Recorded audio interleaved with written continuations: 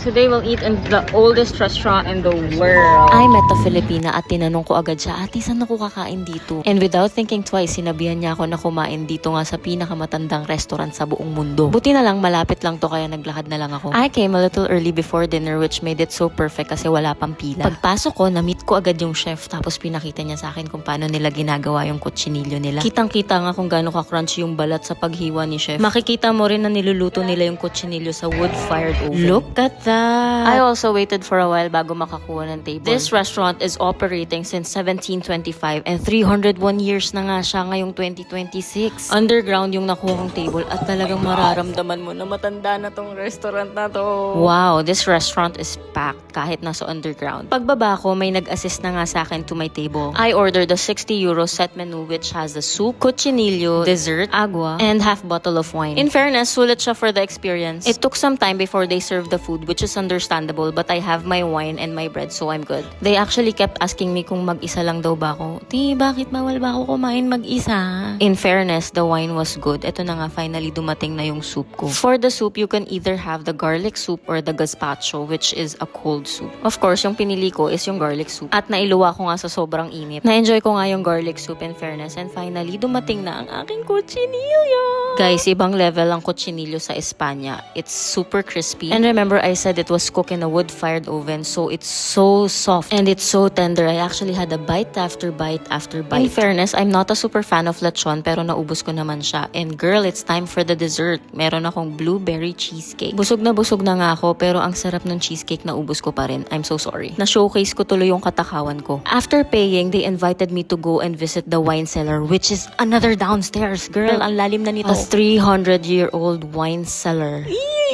Anong panahon to? Medyo nakakatakot. Heading out of the restaurant, I saw how long the queue was. Buti na lang I went in early. If you come to Madrid, it's nice to experience this oldest restaurant. And sometimes, the best recommendations doesn't come from the internet but from a local. Salamat nga kay ate at nirecommend niya sa akin tong place na to. Sobrang nag-enjoy ako. Until our next one, guys. Salamat!